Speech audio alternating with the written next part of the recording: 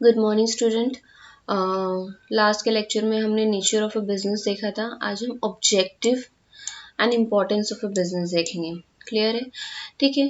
तो मेनली जो बिजनेस है वो क्लासिफाई किया गया है इनटू 3 ब्रॉड कैटेगरीज। ठीक है। अब वो 3 ब्रॉड कैटेगरीज क्या है? Economics, social and human.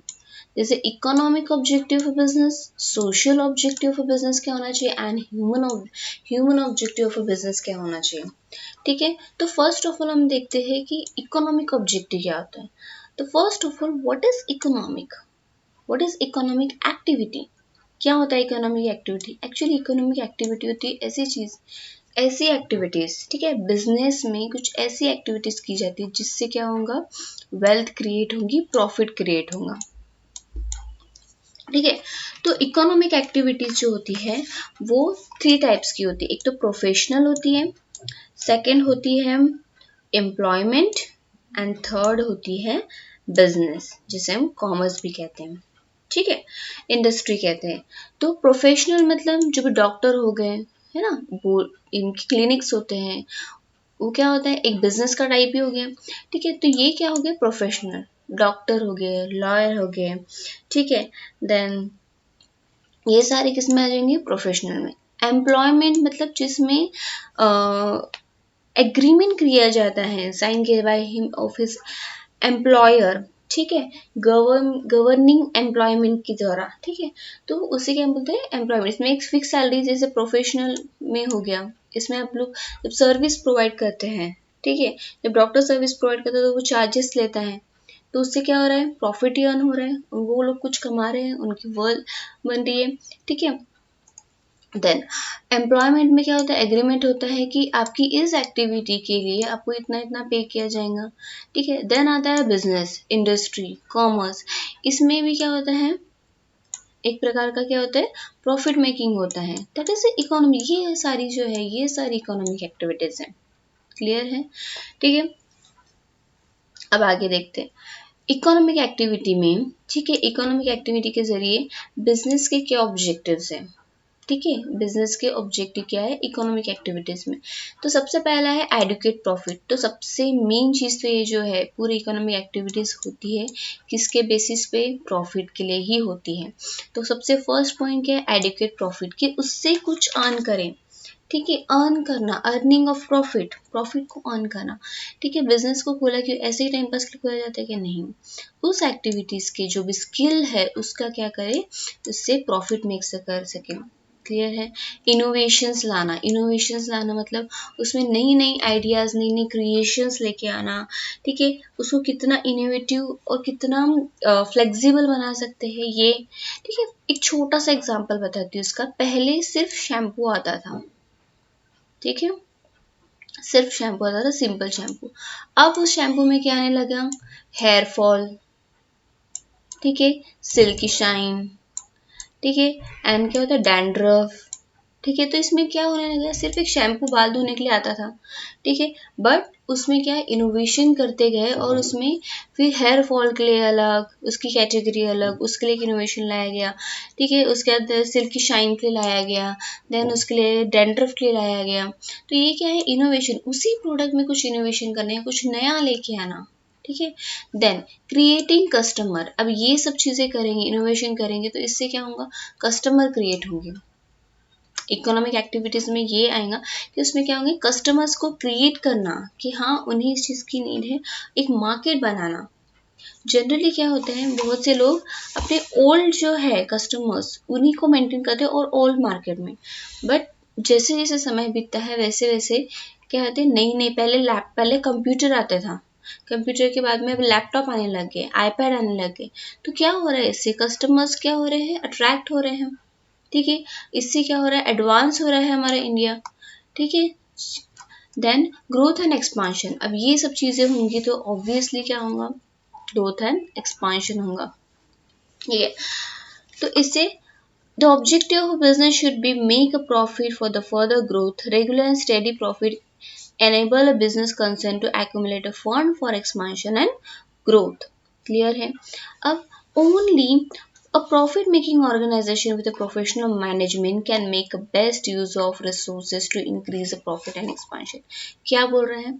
ये बोल रहा है कि जो प्रॉफिट मेकिंग जो होते हैं बिजनेसेस, वही क्या कर सकते हैं, जो रिसोर्सेस उनका बेस्ट यूज कर सकते हैं. अब वही क्यों बेस्ट यूज कर सकते हैं? क्योंकि उन्हें ज़्यादा से ज़्यादा प्रॉफिट मेक करना है. तो वो क्या करेंगे, वो जो रिसोर्सेस अवेलेबल है उसी रिसोर्सेस में, उतने ही कम रिसोर्सेस में वो कितना प्रॉफिट मैक्सिमम अर्न कर सकते हैं वो ही देखेंगे. तो इससे क्या हो रहा है, उस रिसोर्सेस का भी सही यूज हो रहा है और बिजनेस को क्या हो रहा है, प्रॉफिट हो रहा है.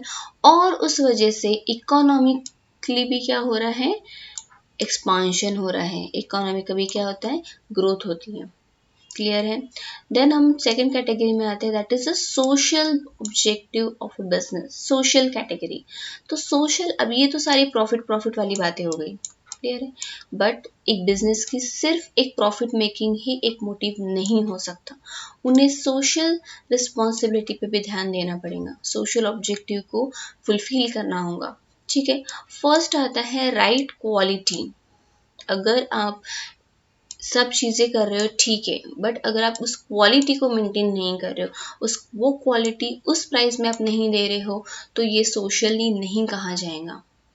ये सोशल रिस्पॉन्सिबिलिटी होती है बिजनेस की कि वो एक राइट क्वालिटी दे अपने कस्टमर्स को. ठीक है.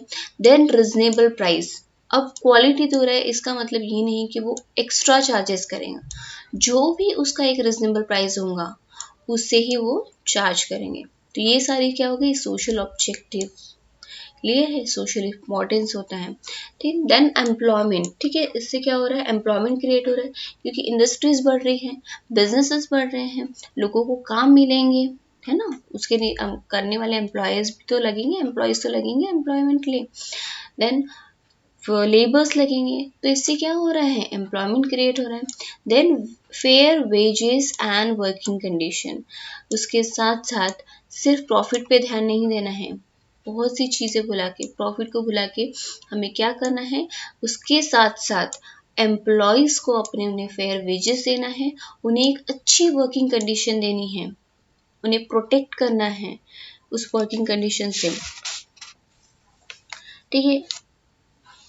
Then protection of environment. ठीक है. सिर्फ यही नहीं, अपने एनवायरनमेंट को भी प्रोटेक्ट करना है. ठीक है. ऐसे नहीं कि एयर पोल्यूशन हो रहा है, वाटर पोल्यूशन हो रहा है, इस पे ध्यान नहीं देना है, ये सब चीज़ें पे ध्यान दें. And social and cultural religious life.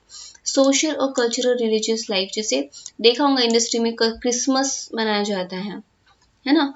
Then Diwali के बोनस दिए जाते हैं. ठीक है. और होली का कुछ होता है. तो ऐसे ये सब चीज़ों को भी हमें सिर्फ काम नहीं, ये सोशल रिलीजियस लाइफ को भी एंजॉय करना है. ठीक है. Then observing the rules and regulations. ठीक है. जो भी रूल्स एंड रेगुलेशन है उससे प्रॉपरली फॉलो करना, ये सारी किस में आ जाती है, सोशल कैटेगरी में. ठीक है. देन आते हैं ह्यूमन कैटेगरी. ह्यूमन कैटेगरी में क्या बिजनेस के ऑब्जेक्टिव्स है ये देखना है. ठीक है. Then treating employees as a partner. ठीक है. एम्प्लॉय को एज अ लेबर या फिर हमारे नीचे काम करने वाला ऐसे नहीं ट्रीट करना. अगर आपको अच्छा बिजनेस चलाना है, अच्छे से वो सब चीज़ें करनी है, तो आपको एम्प्लॉय को एज अ पार्टनर ट्रीट करना पड़ेगा. ठीक है. Then fair treatment to customer. Customer को एक अच्छी फेयर ट्रीटमेंट देना. जैसे आप जाते हो, सपोज हल्दीराम. ठीक है. हल्दीराम का एग्जांपल देते हो.